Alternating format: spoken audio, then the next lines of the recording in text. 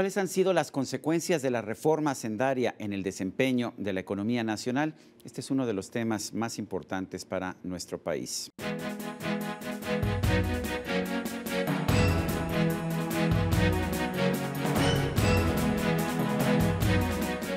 José Yunes es senador por el estado de Veracruz, es presidente de la Comisión de Hacienda de la Cámara de Senadores. Senador, gracias por estar con nosotros en la entrevista. Un honor estar con ustedes, Sergio. Muchas gracias por la invitación. ¿Por qué es necesario un presupuesto de base cero? Es necesario, bueno, aun cuando será un tema que discutan los señores diputados, facultad exclusiva de ellos, Es cierto, al Senado no le toca el ingreso, pero no el gasto. No el gasto. ¿Tiene sentido eso? Pues a mí me parece que son de las facultades que se le quedan a la Cámara de Diputados cuando se suprime por allá por el siglo XVIII la existencia del Senado y no hay un sistema parlamentario bicameral. Pero bueno, en este sentido somos muy respetuosos. La ley, ¿no? Sí. Esto es. Sí, el concepto de base cero es el de revisar prácticamente programa con programa para poder hacer frente al nuevo escenario precisamente de ingresos del gobierno de la República y tratar con la información de Coneval de generar un presupuesto que cumpla con eficiencia, con equidad y que particularmente se sujeta a criterios de evaluación. Muchos observadores, y ahora sí para irnos a cuestiones de ingresos, muchos observadores cuestionan de manera severa la reforma fiscal del 2014. Dicen que es una de las razones por las que la economía no está creciendo incluso en este momento. ¿Qué opina? Yo opino que no es cierto. Es más, me parece que la reforma hacendaria empieza a dar muestras dentro de la polémica que le entorna de su éxito. Ha aumentado la recaudación, ha permitido que el gasto público dependa menos de los ingresos petroleros, ha generado condiciones, según los últimos datos, ya de competitividad, no ha inhibido la inversión, el índice de inversión fija bruta subió 7.6% de un año al actual, medido en junio, ha aumentado el índice de confianza del consumidor. Tenemos en este momento las ventas de automóviles más importantes en territorio nacional. A mí me parece que el grave problema del crecimiento económico en el país es sí el contexto externo que tiene, como lo notamos. Pero no ha sido esta la excusa a lo largo de sexenios, siempre el culpable es el contexto externo y sin embargo lo que vemos es que hay otros países que a pesar de que tienen las más dificultades externamente, en el acumulado crecen más que nosotros. Pero no es el caso de Canadá, que está en recesión, no es el caso de Venezuela, que está en recesión, no es el caso de Brasil, que está en recesión, no es el caso de Argentina en este momento, que está a décimas de estar en recesión, y México es de los países, gracias a este conjunto de reformas, a este nuevo replanteamiento económico que le permite por lo menos tener un crecimiento de más de 2 puntos de Producto Interno Bruto. No es suficiente, evidentemente, pero sí está sujeto a variables como las que ha señalado usted, Sergio, en muchas ocasiones externas, fuera del control gubernamental y del ámbito fiscal, que lamentablemente merman el dinamismo económico. El presidente Enrique Peña Nieto, cuando estaba en campaña, señaló que llevábamos creciendo 2% al año durante 30 años aproximadamente y dijo que él triplicaría este crecimiento. No dijo 6%, pero lo implicó. Estamos a mitad de sexenio y estamos creciendo apenas arriba del 2%. ¿Cómo se explica esto a la ciudadanía? Es sumamente complicado y los primeros en reconocer que el crecimiento económico es insuficiente, pues somos quienes acompañamos al presidente desde su fracción parlamentaria, pero evidentemente el entorno ha sido particularmente complicado y en este sentido, sin querer excusarnos en variables fuera del ámbito de gobierno, pues es muy complicado crecer cuando los precios del barril de petróleo caen, cuando cae la plataforma de producción, cuando hay una apreciación del dólar. Esto evidentemente genera presiones sumamente insalvables para poder crecer en el ritmo que de alguna forma crecerá el país como consecuencia de estas reformas en el mediano plazo. No estamos conformes y reconocemos que evidentemente hay que hacer mucho más para que este país pueda obtener un mayor crecimiento económico. Vamos al tipo de cambio. De hecho, ha habido una depreciación del peso de un 30%, más bien un aumento en el precio del dólar de aproximadamente 30% en el último año.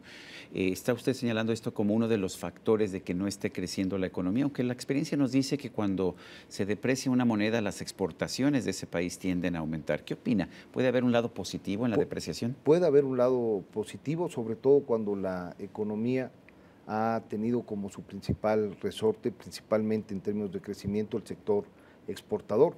Pero lo que nos indican los últimos datos del INEGI y de las instancias autónomas que hacen evaluación económica, nos permiten suponer que el principal dinamismo y posibilidad de crecimiento de la economía nacional está ya en el ámbito doméstico, en el ámbito de consumo, a diferencia de lo que venía sucediendo, no obstante la apreciación del dólar frente al peso en otros momentos y en otras fases de nuestra historia.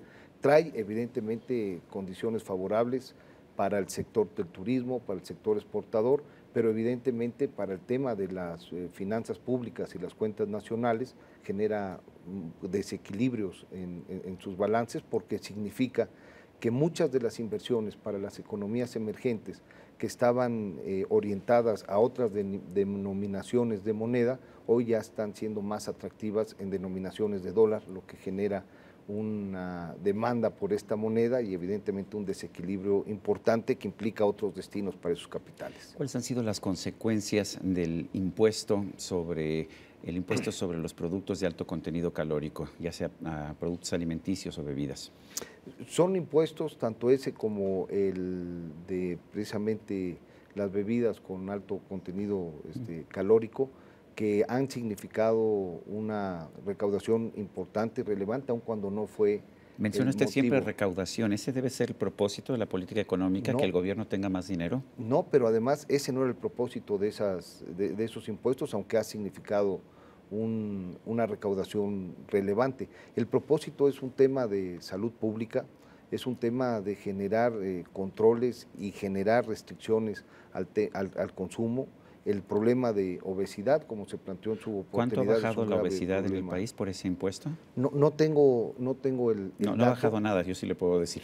Y a lo mejor, por ejemplo, el impuesto que viene acompañando al tabaco y a los fumadores, que es de cerca del 120%, tampoco podría estar bajando los niveles de consumo, tabaquismo. De tabaquismo, pero es una de las muchas medidas que tendrán que acompañarse para tratar de prevenir escenarios que impactan las finanzas públicas y que generan serios problemas de salud pública para el país. En México, una empresa paga de impuesto sobre la renta 30% más 10% de reparto de utilidades más 10% en el retiro de dividendos, en total 50%. En Suecia paga 26%, en Suiza paga 19%, en el Reino Unido acaban de bajar la tasa corporativa de 22 a 18%. ¿No nos estamos quedando cada vez menos competitivos? Posiblemente tendrá que revisarse, Sergio, sin lugar a dudas, pero es imposible comparar, por ejemplo, las cargas fiscales de países donde no hay tanta desigualdad con uno donde casi el 50% de la población no puede cargar con una carga fiscal directa, como hay muchas voces que la señalan. De las empresas, o sea, cuando se le carga un 50% a las empresas, lo que se reduce es la inversión productiva. En el caso del país, en este momento, por ejemplo, los índices de inversión fija bruta vienen al alza, aun cuando tienen esas cargas. Lo que en términos integrales, Sergio, se trata o se ponderó en el ámbito de la discusión de la reforma hacendaria, era el de precisamente generar articulaciones en donde se pudiese ganarle camino a la enorme desigualdad que tiene el país y evidentemente ninguna reforma fiscal es para siempre, es permanente y tendrá que estar sujeta a sus éxitos y a sus errores. Y en este sentido parece que es parte del trabajo que tenemos que hacer en el Senado. Todos los aumentos de impuestos que he visto en mi larga trayectoria periodística siempre se han justificado sobre la base de que es para combatir la pobreza o es para combatir la desigualdad. Si yo veo los índices de pobreza y desigualdad de los últimos 20 años, sin embargo, han aumentado en lugar de haber mejorado. ¿Qué decimos entonces?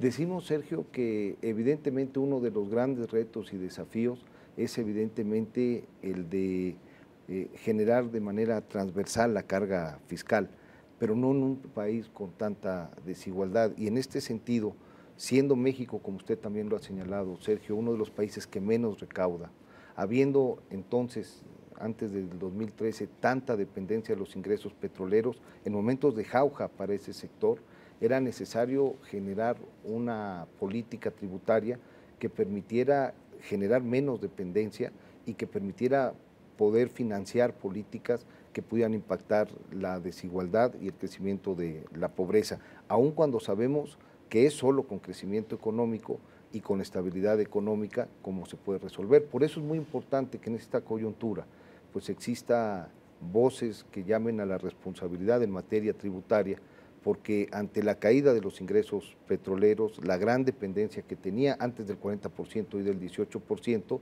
seguramente solo disminuyendo el gasto, no endeudándose y no subiendo impuestos, es como se hará frente, pero no se hubiese podido manejar como se estuviese manejando si no hubiese habido una reforma hacendaria como la del 2013 para instrumentarse en el 2014 que le permitiera mayor fortaleza a los ingresos nacionales. Hay quien dice que esta reforma hacendaria o este aumento de impuestos le costó votos al PRI. ¿Usted qué opina?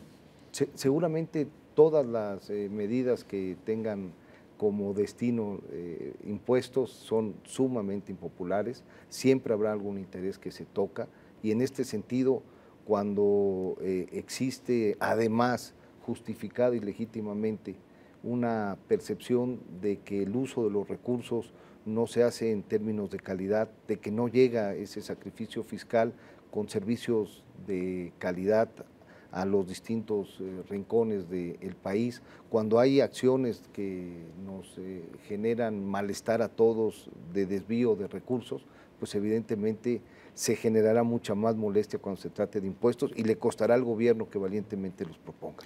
¿Cuál debería ser el rumbo de modificaciones en el sistema tributario mexicano? El sistema tributario mexicano debe fomentar la economía interna, sin lugar a dudas, a través del ahorro y a través de la inversión.